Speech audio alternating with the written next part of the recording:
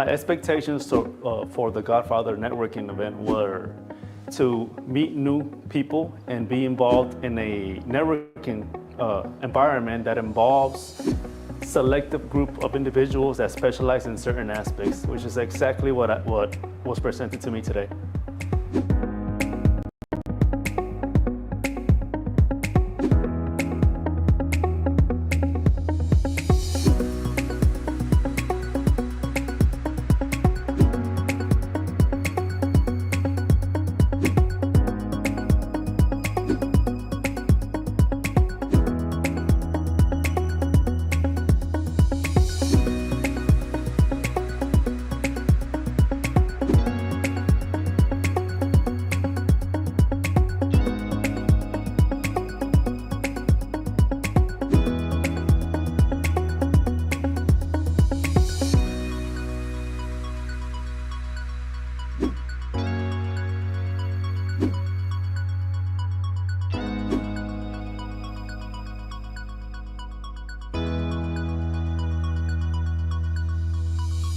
The amazing day that we've had here with the Godfather Network has been priceless. Just becoming a founding partner will not only change our business, but it will change the landscape of how we do eclipse here in Texas and nationwide.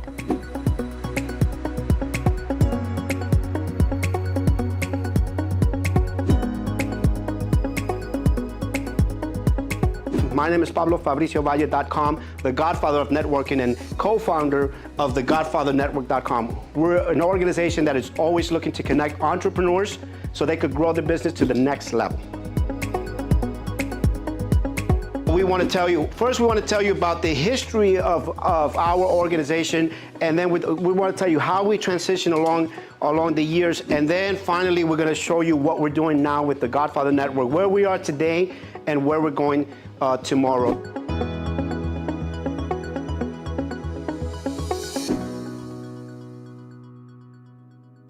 My expectations are definitely great. I think definitely this network event, it was amazing. We had great opportunities and connections, and I'm just so excited to be part of it.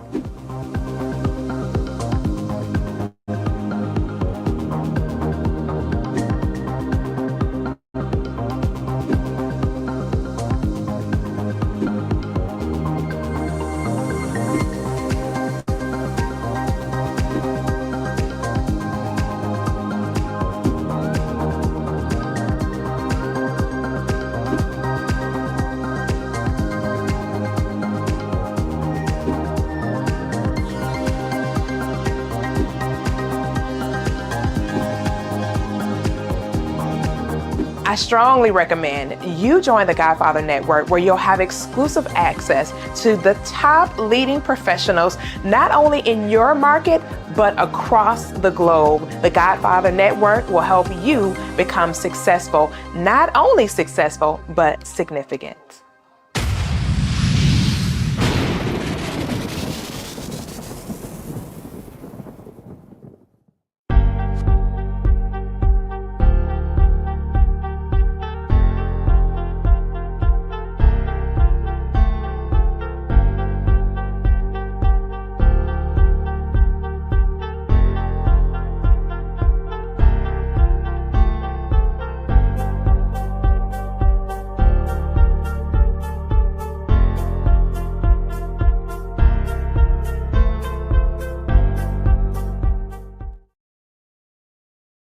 So what's up, everybody? Welcome to another edition of the P. Coffee Brown Show. We got Jason Thibodeau over here drinking some Kool-Aid.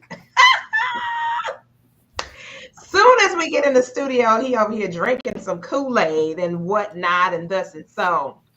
So what's up, everybody? Welcome to this week's edition of the P. Coffee Brown Show. I am your hostess with the mostest, P. Coffee Brown, and I'm in the saddle with some amazing people that are here. We're the dream team. We're that crew. We're the crew. Period. And this week, Dupriya had kind of honed in last week when we were starting our conversation on last week. She kind of honed in on something that we need to tackle. We said that this season was going to be a season very thought-provoking. We were going to talk about faith, family, fitness, finance, love, light, legacy, leadership. We're going to just tackle everything that we have to address on a regular basis. We're not just going to be in here and having dialogues and conversations that don't actually affect our world and the life that we're leading and the people that are affected by us. Everybody that's in our life, all the relationships, platonic, business, whatever the relationship is, spiritual, how you're treating yourself, and so on and so forth. So that's what we're going to be tackling when we have these conversations each and every week. So as you're coming in, go ahead and spread the wealth. I have already connected and shared, and I know that our panelists have already shared to their platforms to let their communities to know to come on in and hop in to the conversation on this evening. So we're going to get the conversation popping. So first of all, what is going on with everybody? What's popping? What's good in your world? Listen, y'all know I've been keeping up with the news, and it's just been some stuff going on in America. First of all, we're sending out all kinds of love to all the families that lost loved ones during that horrible incident that happened this week with the planes. Man, I'm telling you, that was just absolutely horrific to wake up to so many souls that were lost because of that incident. And I'm just so saddened by, honestly, how our president responded to it. I was like, dude, why we, I know somebody is at fault. I get that part. However, it's a time for you to be compassionate. It's several people's lives that have been lost. It's a lot of people that died with this. And you up here tripping about who's at fault.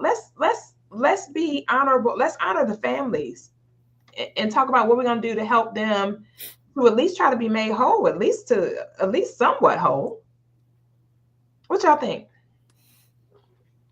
I think it's pretty despicable how he answered it when he went straight to DEI as if all of the pilots were not of his same hue. I thought that was really interesting. I thought that was a whole bunch of gaslighting going on if we're using current terms. Pretty despicable. I can't think of any other president that would have answered that like he did. Yeah. What you thinking, Vincent? Because you over there with your wheels spinning in your head. You said something real like profound just now.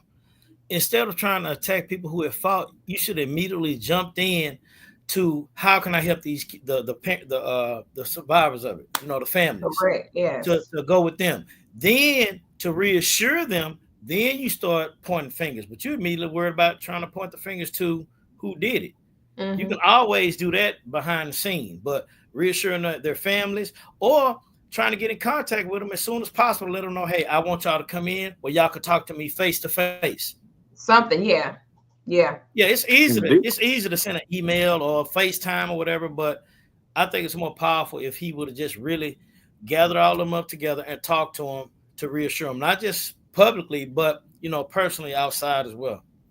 True, I agree. And then when they asked him if he was going to go to the site, this fool said, "What am I going to do? Go swimming? Because this is in the middle of the water." I thought that was pretty damn horrendous. I mean, you're the president. What's the point of you saying something like that? When somebody asked him about, are you going? I don't think they meant like literally, physically, are you going to the exact place right where the incident occurred? We're asking, are you going to show up around that area where the incident occurred so people can see you connected? Sir. Correct. Sir. And I mean, as somebody who is at times a self-proclaimed a-hole, that was a 1000% a-hole answer because, again, you're the president. Right. If you wanted to be in the water, you could have got a barge. You could have got one of the yachts. You could have got whatever to go stand on and do a news conference or just go stand on the shore. You know what I mean? That was ridiculous. Or he could have actually flown over and had the conversation from, up top and had a conversation talking about and just kind of showing and just reassuring everybody that they were going to get down to the bottom of what happened so that it would never happen again. Because like, even if I don't know if y'all saw, but there was another plane on the tarmac that caught on fire. And another plane that went down, a day or two later? A day later or something? Next day. So, and I hate to say it, I try not to be a conspiracy theorist, but the more I started looking at that video over and over again of that second plane that went down, it reminds me of 9/11. And it looks more like a missile than an actual plane that went down. And the reason I say that is because part of my background's in engineering. I used to do design work when I was in college on airplanes. And when I first saw that 9/11 video, when I saw the nose cone of that airplane actually allegedly poke through the side of that building, when it went through, that wouldn't have happened. It was altered. I mean, yeah, because if you really think about it, I've been on airplanes to where we couldn't fly because they needed to change the nose cone. You only get so many flights out of them. They're meant to actually destroy or basically be destructed if you run into something. They're not long-term usage like the fuselage that you sit in. They change them after so many flights. And you mean to tell me that it went through a building that was built with all steel beams and stuff? So when I saw a video of that plane go down, the second one, the first thing that came to mind was that wasn't nothing but a missile. That's another 9/11 type deal. Dapria, hop on in here, lady. Well, my perspective is always a bit different. When it comes to Trump, really and truly, when it comes to people, I don't really have many expectations, but especially when it comes to Trump, because we see, quote unquote, what his personality is like and how he is, I didn't expect anything different from him. So I don't feel a certain way. But what I can say, yes, as a president, many people supposed to look up to you as an honorable person. So you're supposed to lead in an honorable way. But we know what we get. We know what we're dealing with. So you can't expect anything else. However, with the same breath, I'll say that it's many things that he could have done. But when it comes to him and how he is and the way he do things, we gotta stop focusing so much on what he should do and think more so about how we are. We supposed to lead with that same energy of kindness and praying for the family, showing up how we can, and not even pay too much attention to how Trump is, because nothing is going to change that man. He's going to continue to do a lot of things this presidency. We're going to see a lot of crazy stuff, and we all can either focus on that energy or be like, you know what? We as a people have to be better. We have to show up in different ways and not even put our energy into him, because it's going to be a joke like it was before when it comes to how he is.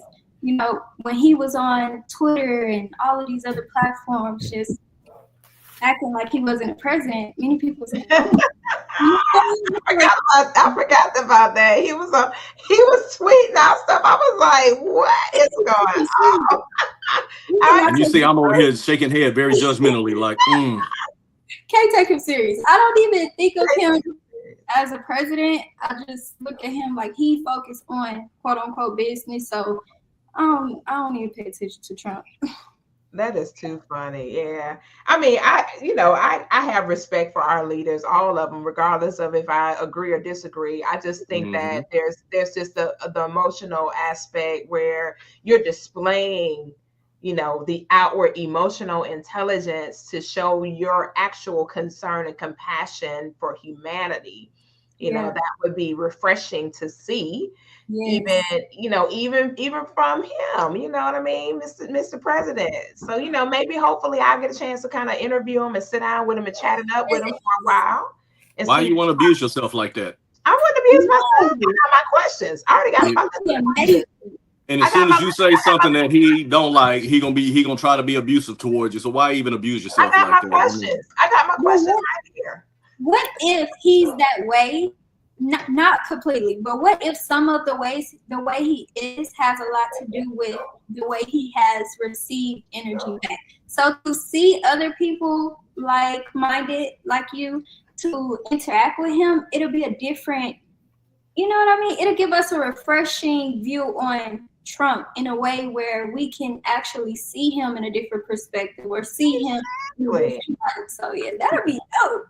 I love it. The pretty tries to see the positive in everybody, but then again, I see him interact with other leaders, and the first thing he tries to do is to little daddy him, if you want to use urban terms. In my opinion, he needs lessons in how to, media. Like he needs it. It's different between being a businessman and being in front of a camera or present himself like that. If he was a true politician and he really wanted to change and be on different grounds with people, Yeah. he needs to know how to switch back. They already think, if it was me, you already have this persona about me. So guess what? So I could keep things coming to the United States, I'm gonna do the opposite. Like this is the purpose opportunity for him to change that. And like Jason said, typical a-hole moment. And he fell in for it. He took it hook, line, and sinker every time. But you just said something though, Vincent. You talked about politicians. He's not a politician. He's never been groomed. He ain't even a good businessman. What are we talking about? About that? Like we're talking about the grooming part, because if you're a political figure, now think about it. Think about everybody that we know in the media and we're gonna get to what we were gonna talk about. Everybody that we know that is in mainstream media, whether they want to be a specific way or not, they make the adjustments because they've been groomed to make the adjustments. I've been in those rooms when they have those sessions about, and I've done PR. Yes. So I'm clear on how you're supposed to be viewed at certain times when there's adversity that shows up.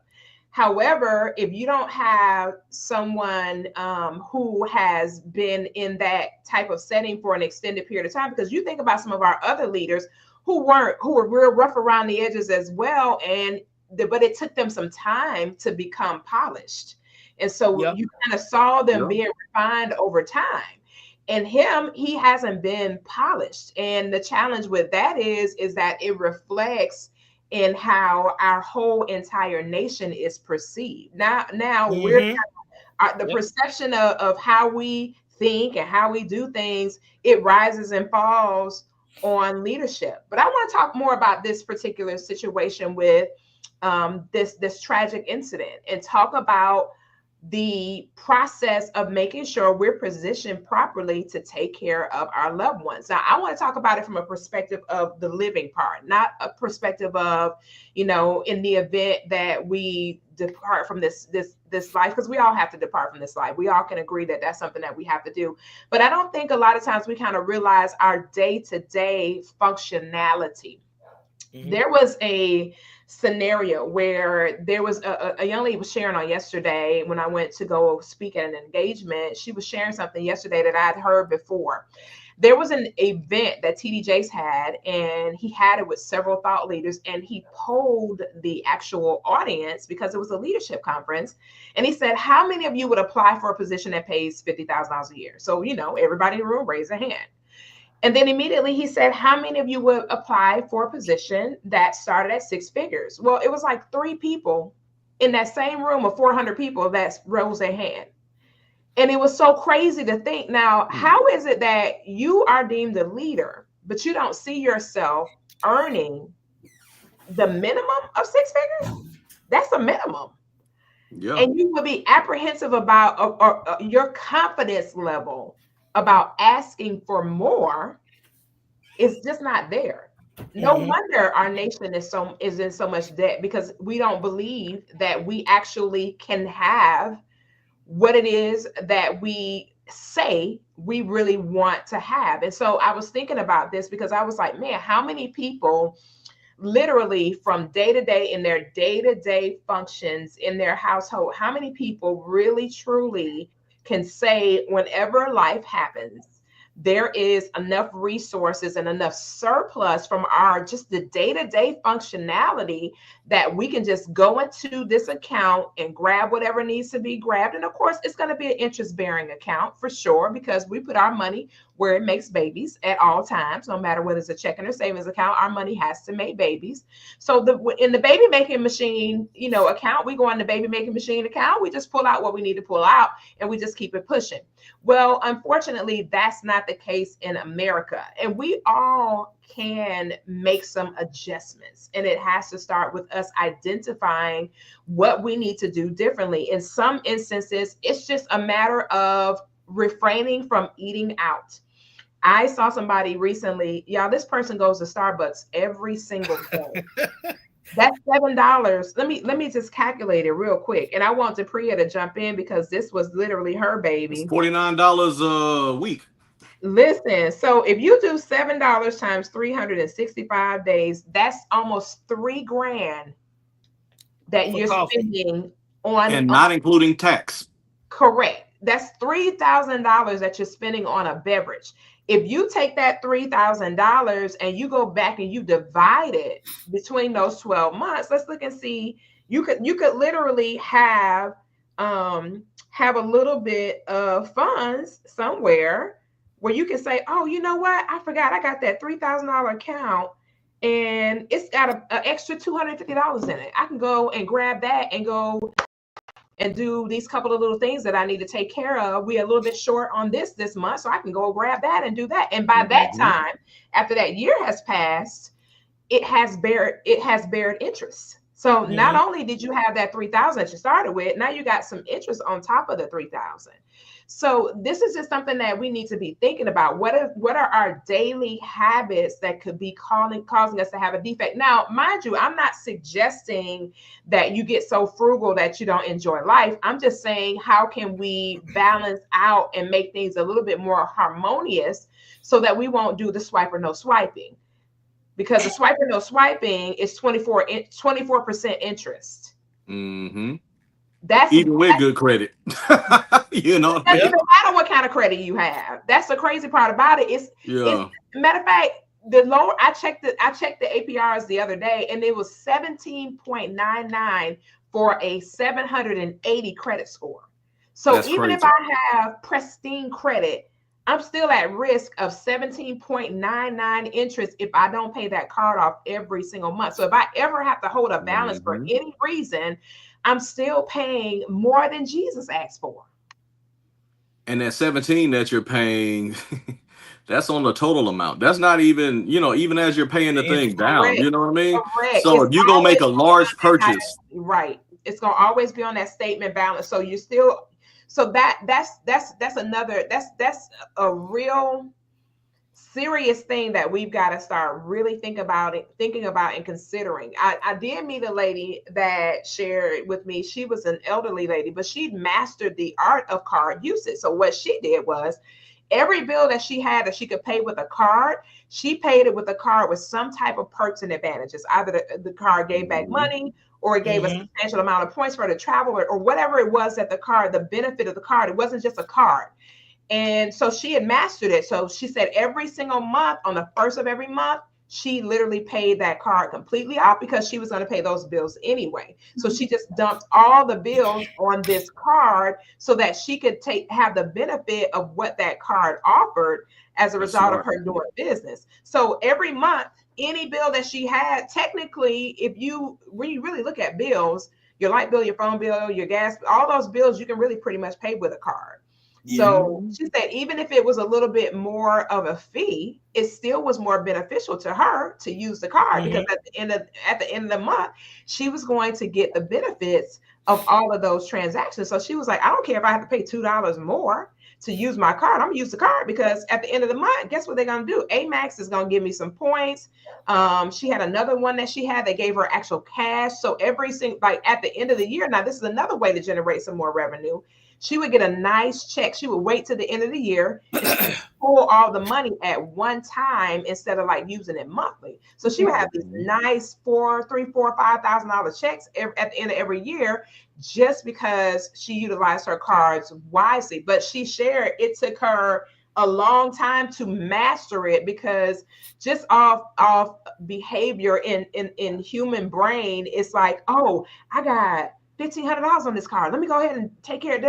Well, no, technically that's not money. It's not money. It's a loan.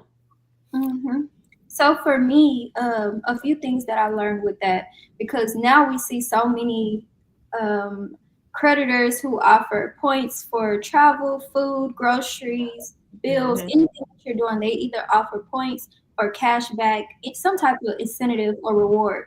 A few ways that you could actually win off that. So for me, using one of my credit cards just for my business expenses because it has to be paid. And every time I make money for my business, I would pay that credit card off. And with that, you're not only getting the points, but you also it's also increasing your what is it called when Yeah, it's your ability to be able to get more. More, yes.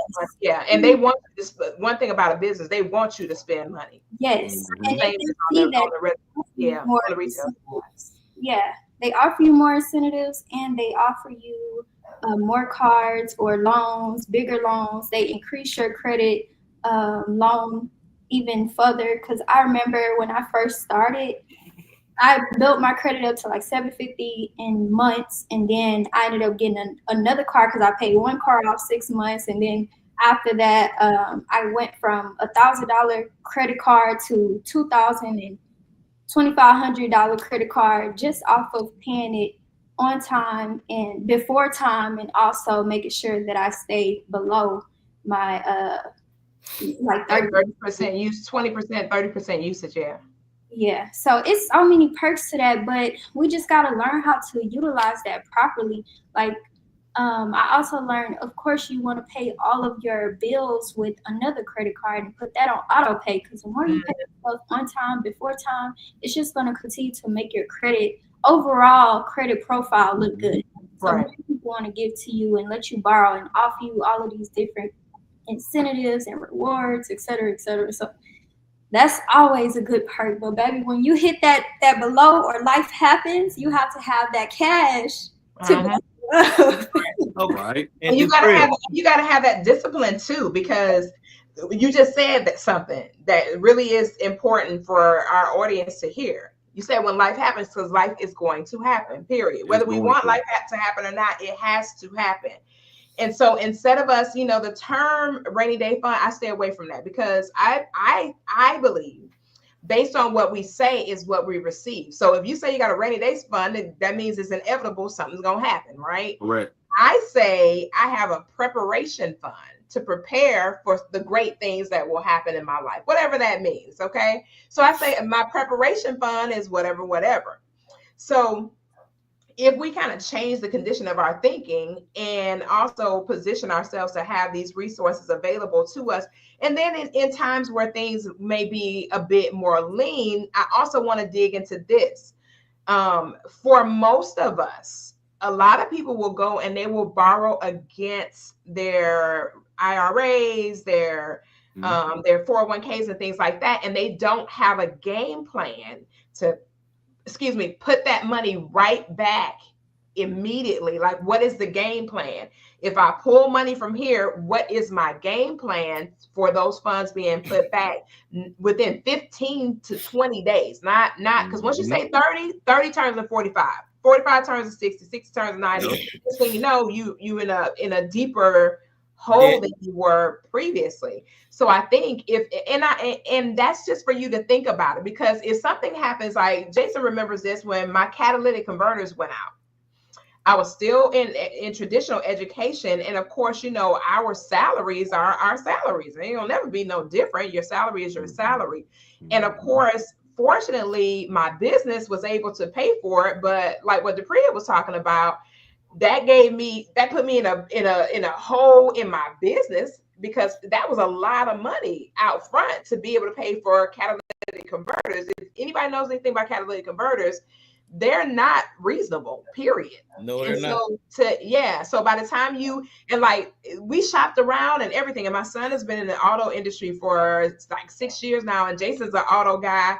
And even Jason was looking around. He was like, Koffe, it's no way around this. You're going to have to come up with this. You're going to have to get these people this lick. And I was like, oh my goodness. So, but what I learned from that is something like what DePria was talking about, is like, I literally positioned myself to take care of it within 6 months. And when I got done with it, the guy called me immediately. He was like, hey, you paid everything off. We wanted to offer you. Always trying to upsell you on something. Yeah. No, because now I'm gonna tell you this. From a business perspective, you want to have great debt that is producing fruit in your business, but you got to understand one thing. You got to make sure that business is harmonious and you are bringing in more money. If you take those funds and use it for marketing correctly, then you'll see where the money is flowing in, and you got this thing on autopilot, and you got increase revenue constantly coming in so you can take care of everything you need to take care of.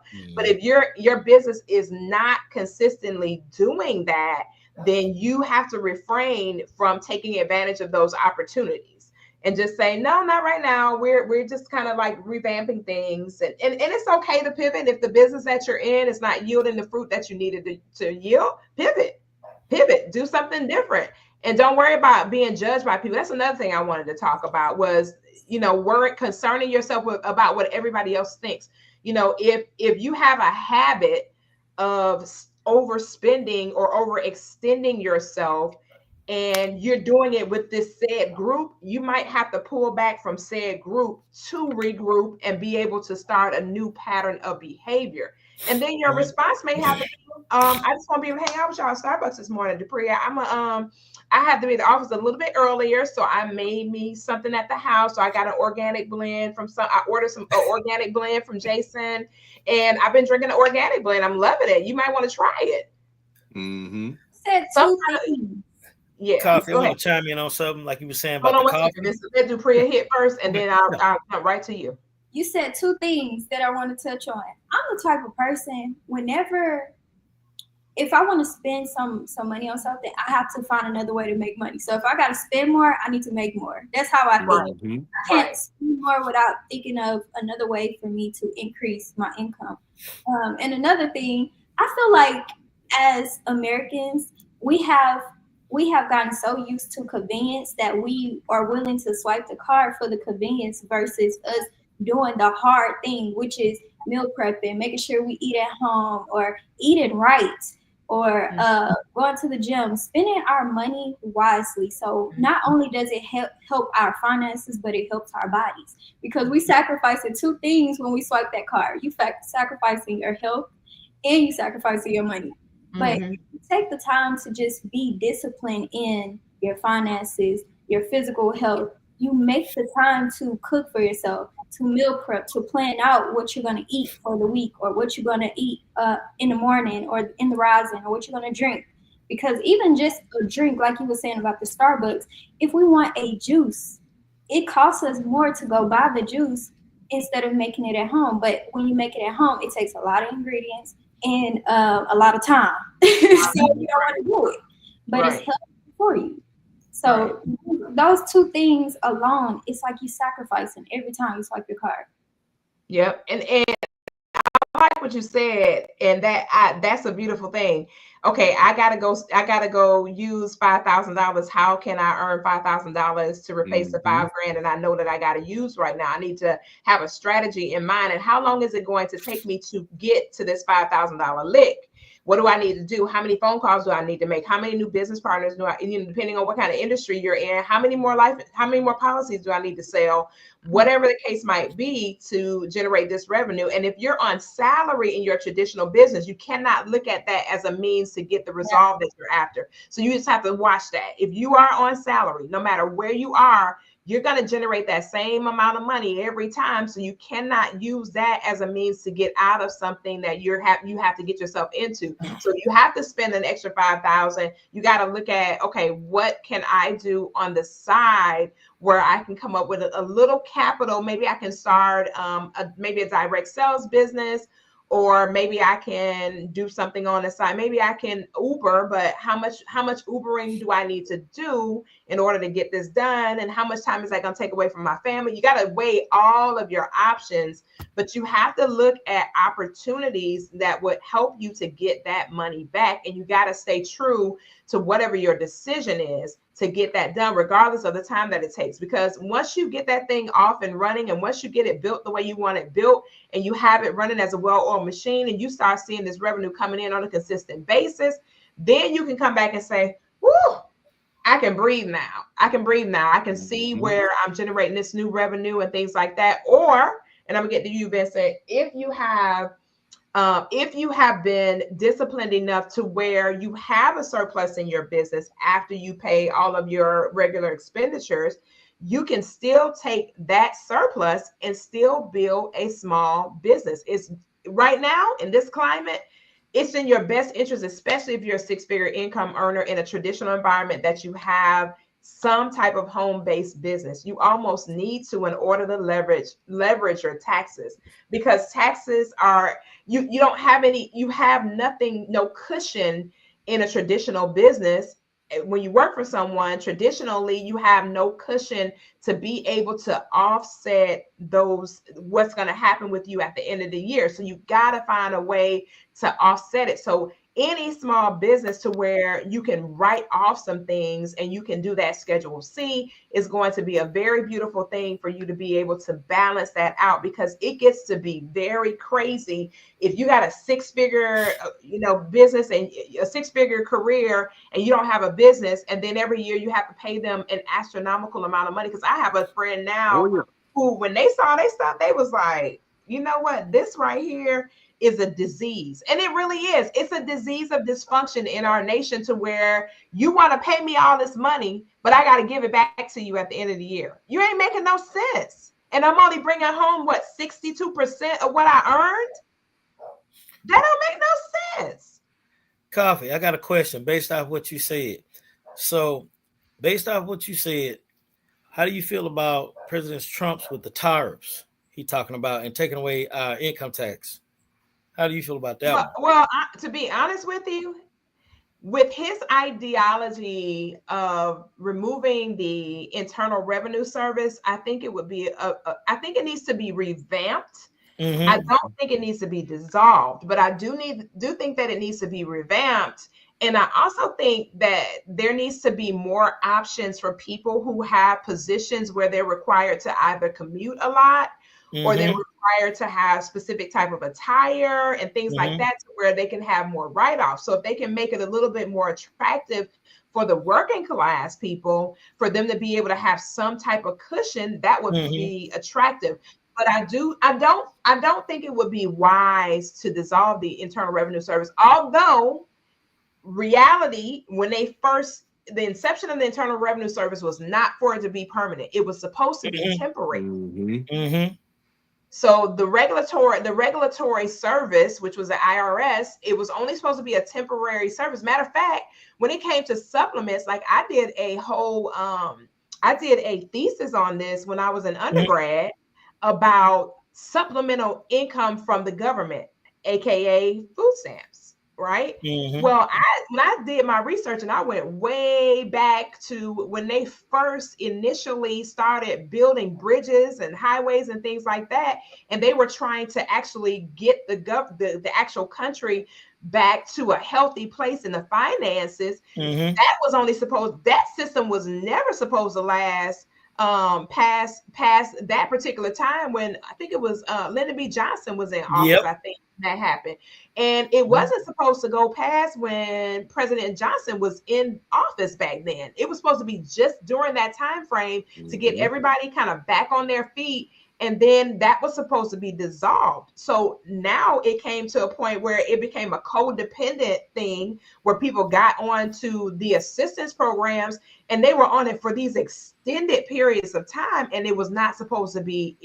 designed for that. It was supposed to be a temporary support system, and then it was supposed to be cut off. So I honestly think that them taking control of that again, I think it's a brilliant idea. However, with the Internal Revenue Service, I think that it's going to be a injustice if they dissolve it in totality, because I still think that system kind of regulates our behaviors. It does, yeah. Because based off what you said, Koffe, you're right. I think it does need to be revamped, because a lot of, like you saying, a lot of personal business owners, you have expenditures all the time, supplies, and that stuff adds up. So it puts you in a weird space. You're trying to make money, but you're spending more just on supplies and demand than what am I seeing at the end of the year? Right. And so think about this too, if you're an educator, think about how much money educators spend on their students every year. Think about that. Exactly. When I was teaching, I can realize how much money I spent on those little rugrats. Because you think about it, because Dapria, you think about how much, and you think about it too. For like, my husband retired me when I was 28. I stayed home with our children for years, like 12 years. All the money that we spent on just supplies for them, just their regular everyday, and it's no cushion for family. It needs to be a cushion for family. It's family and educators, because educators invest a lot of their personal funds to be able to accommodate the needs of their students. Because you think about it, if an educator works at a Title I school, they have limited resources anyway. So if they have limited resources and they're in an underprivileged community, you better believe those educators are doing something out of their own pocket to add value to those children. Yeah, absolutely. Every year they have to provide. One, they have to decorate their classroom. They have to provide certain things to go along with their curriculum for the year. It's so many things that they need. I don't even understand why they not paying teachers more still to this day. It don't and a lot of things they do in every other country. They don't supply you with a lot of things, Koffe, and they expect for you, okay, you're in this position, you need to make it. We need to see some results. Right. I mean, when I was doing journalism and I was doing that, getting ready, we were prepping for the 50th anniversary edition for the high school yearbook and things like that. The students needed certain things in order for them to be able to execute and get out there and do all the things. And then they would come back and say, oh, we don't have the budget for that.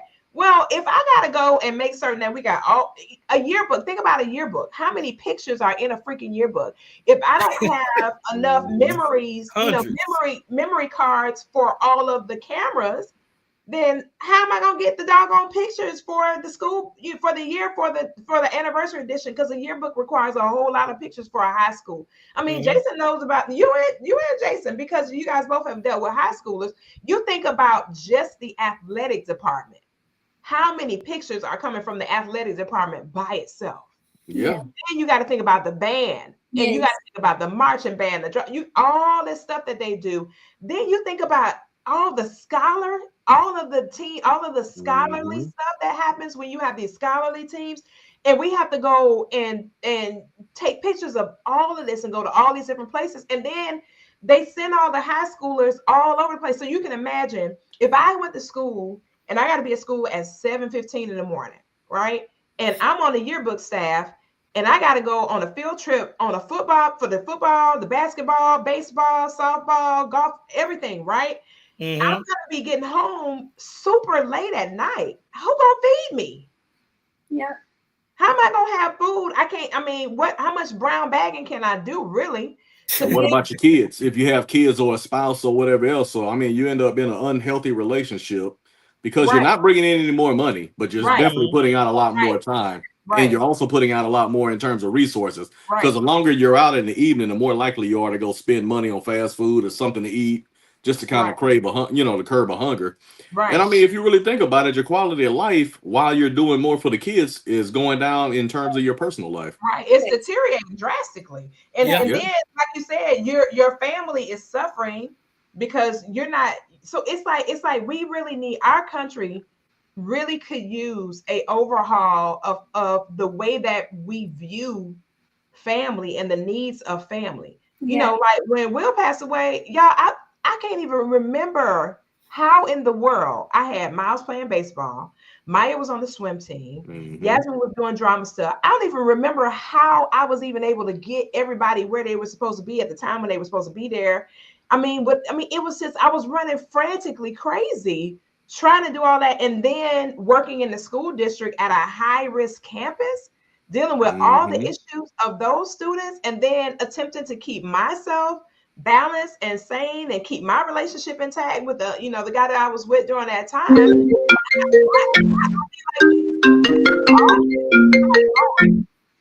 Somebody's phone is ringing.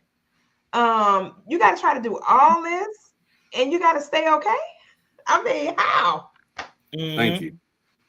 You said a mouthful. Right, Koffe. It needs to be revamped, man, because it's a lot of factors I don't think that they're looking at. I don't think taking it away is not. I don't think it's the best. At the best interest. America in general, we have everything that truly matters. That's not at the right. It's not looked at. The way we eat, the way we treat people, the way our families are taken care of, the things that we have access to, and what's really considered to be respectable, honorable, the morals, the values, things we're not looking at the bigger picture. We're focusing on convenience and money.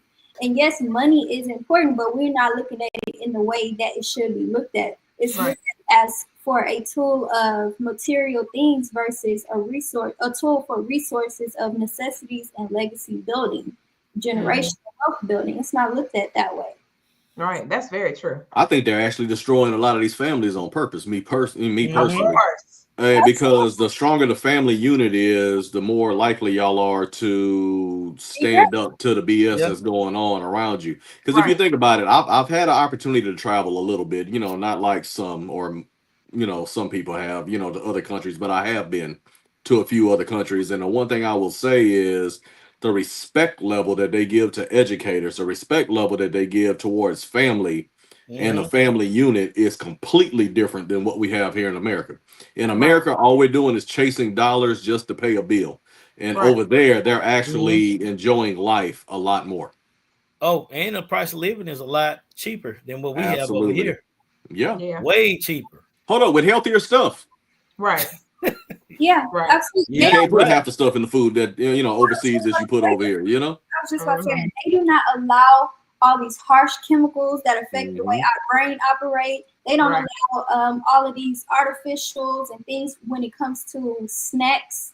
They don't allow all of that. They don't even have certain fast food restaurants that we have out here. And if they did, they would immediately throw in something to band it out because they take health, wealth, and our spirituality very serious. They take the wellness of the people very serious.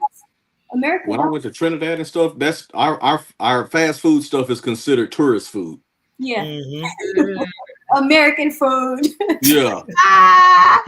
But you know what? And then too, I think when we start thinking about these things next week, our next session, because we got a little situation happening next week. My team not playing, but I'm not gonna call out nobody's team. Situation? What situation is that, Miss Koffe? About the You Super know what Bowl. the situation gonna be next week, Vincent? And you probably know where we're gonna be at too, Vincent. You probably know exactly where we're gonna be. I'm just asking. I'm just asking. I'm not gonna call out no names, but somebody might be putting some burgers on the grill and stuff like that. But I ain't gonna call out nobody's name. Right? You know what I mean? Okay. We might have to do a live show in the I don't think the host would approve of that one. I don't think the hostesses are gonna be down for that. She's gonna be doing a show live by herself, and where you gonna see other people just kind of go by the screen. Walking by the screen, and I'm gonna have my little thing to be, my little thing to go around and be all up and be like, what are you doing? Don't worry about it. I'm doing the show. What is this? I can't get jiggy with this. I'm trying to eat. I can't get jiggy with this. What are you doing? What are you doing? But seriously, we're gonna talk about some resolutions for you to have just within your own community, wherever you reside, and the community that you're connected to. Like I'm just starting to build a new community. Dupree and I were talking about this on Friday.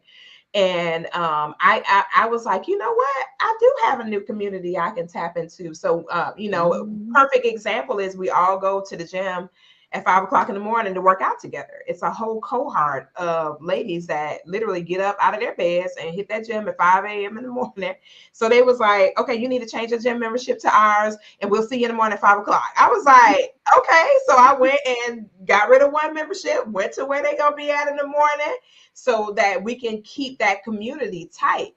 So we got to find ways to identify rebuilding the walls around community and creating our own communities within community. I'll say this, and then I'll yield over to y'all because we got about 10 more minutes before the segment ends. But my mother-in-law said something to me when I saw her recently with her 80-something years young self. She was like, I have the utmost respect for you because you created an entire community to help you after Will passed away, to be able to raise the children and get them to, adulthood successfully. And she was like, man, I really applaud you for that. I have the utmost respect for you for doing that. And in my brain, I was like, that's common sense to me. But Dupree and I were talking one day, and she's like, no, it's not, Koffe. That ain't no common sense. Everybody don't know that that's something that they need to do. They don't know that they need to find the local chamber of commerce and find out, as much detail specifics about the school districts that their children are a part of, and find out about the community activism programs that those districts have, and all those kind of things, so that they can make sure they have a community even inside the school district that supports them in getting their children the proper access to whatever resources they need and a good education, so just things like that. And so we'll have conversations about that. But I learned how to create a village a long time ago. And, I don't know how, to be totally honest with you. I don't know, Jason. It may have been because we did so much personal development and still do so much personal development, that maybe that was kind of like a part of that, a spillover from doing that personal definitely a development part of it. and reading all those books. Like, I'm in the middle of 2 books right now, like reading all those books and getting in front of all that pertinent information, that it kind of spilled over into my life to say, okay, let's do this. Like, even right now, this is the community. We are developing out. This is the 7th season of this show. And we've been able to develop and forge these partnerships and support each other's business and endeavors and make sure that we all win for whatever it is that we're working on accomplishing. So it's going to be imperative that, even though we have talked about the adverse things, that we look into the things that make us complementing, that bring us together, that cause us to be able to thrive. So we'll have a great conversation about that. I know Depriya has some great things that she can share, especially from a motherhood stance. She and I took a similar journey in rearing our children, on the home front and being there with them full time and all that it requires in order to be able to do that. And then Jason, he's done some mentoring for quite some time when it came to young men. And to see that he has daughters, he did not have any sons, and how he was able to rear his daughters and provide that community, he and his wife and their family, to be able to have that community cohort. And so they don't miss a beat. Like, I just kind of watch how they do. They only have one underage child right now, but it's dope to see how, if one person can't get her, the other person goes to get her. If that person can't come, then that person goes, and have this community to where the community comes together to make sure that that family remains a well-oiled machine. Mm-hmm. I think that we have to get back to that, because a long time ago, our ancestors, people before us, they had community. Community was everything. That village was everything. A woman was not having a child without having that village. Someone was going to take care of her. Someone was going to cook and make sure that she had the food, the nutrition that she needed. Someone was going to watch the baby after she had the baby. She was going to be healing and resting and staying fed. And we have to get back to that. We have to get back to building community based off of values, core values, our morals, and what the things that truly matter, because we're not doing this for ourselves. We're doing it for the generations after us. What are they with? Yeah, that's the truth. And we don't want them to have to fend for themselves, and they have no attachment to community. Like my oldest daughter, it's so funny. My son and I always talk smack to her about her best friend, but at the same time, her best friend, the whole family has embraced her since they were kids. And so she got a whole village, if something were to happen, God forbid, and I wasn't able, or her brother or her little sister or anything wasn't able to be there. She got a literal whole village in the community that she can tap into if she has a need that needs to be filled immediately. So that's a huge blessing to have that kind of village. And so my daughter literally created that village for herself with her friend, and they've been friends since they were like maybe 13 or something, and they're about to be 25. Yeah. Mm-hmm.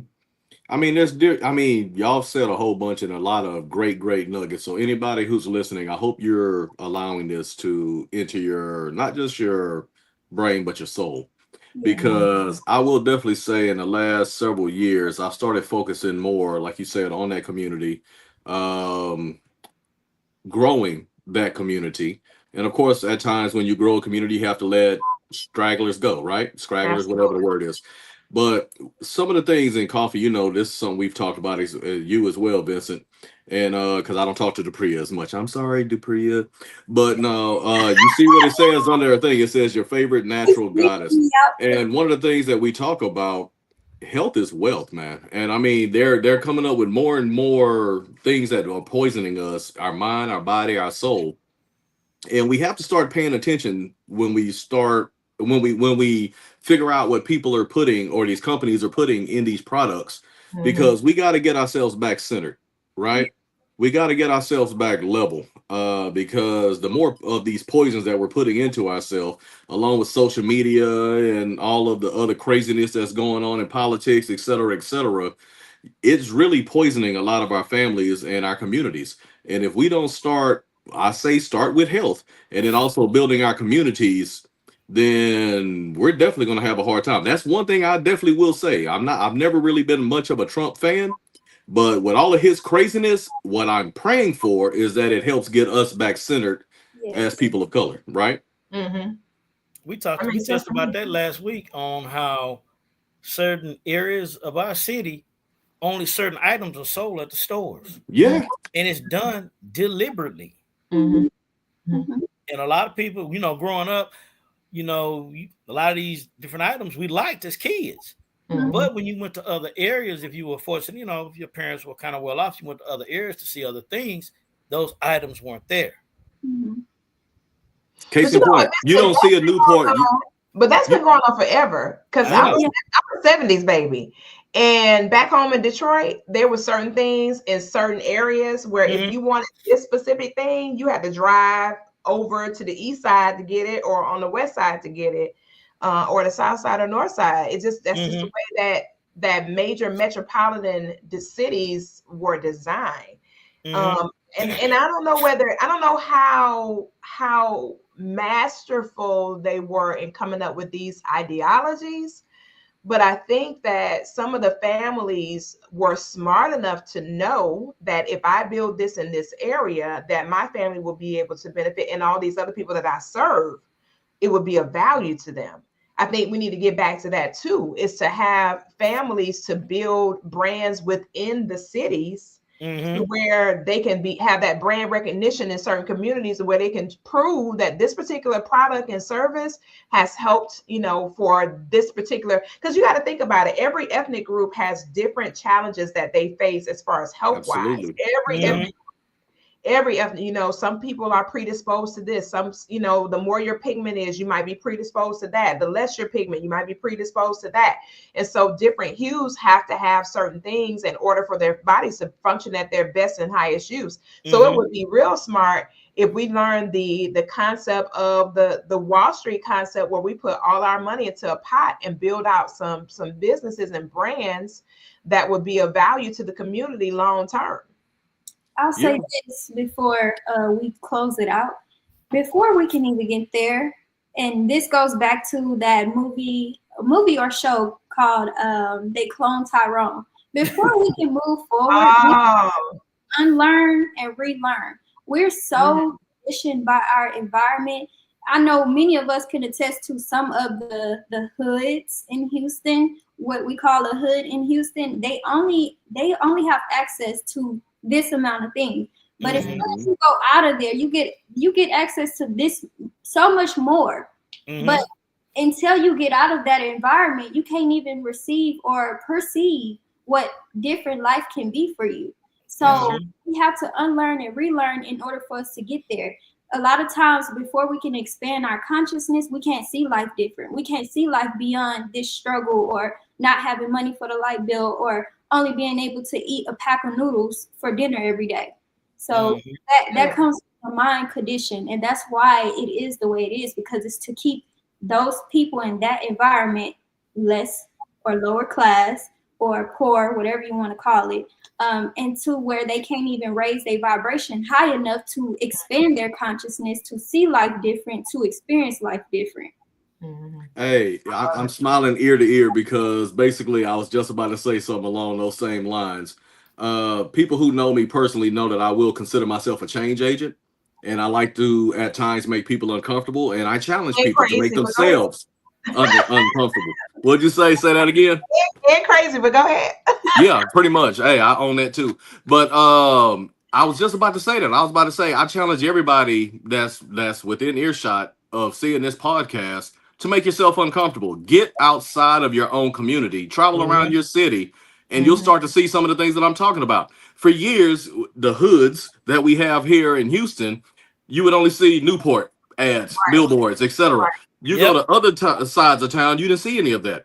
Like Vincent was saying, when you go to other sides of town, all of a sudden you're not seeing as many Joe B's. You're not seeing as many other, certain types of grocery stores. We used to have a rice, food market right here where I grew up. Well, you got to go into the rich part of town now to even see it. Because I mean, that's how consolidated they've actually become. So get outside of your comfort zone and travel around. Who gives a damn if people actually are judging you or not? Here's the deal: they judge each other.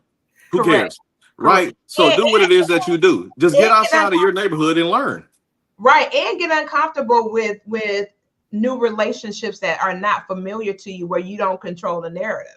Correct. Where you don't have the power to be in control. You're learning that group. You're learning those individuals, and you got to digress long enough to be able to get into those communities and forge those partnerships that you need to forge over the long haul. So that you can do what needs to be done. Like yesterday, I give you a perfect example because we're gonna wrap up in about 2 minutes.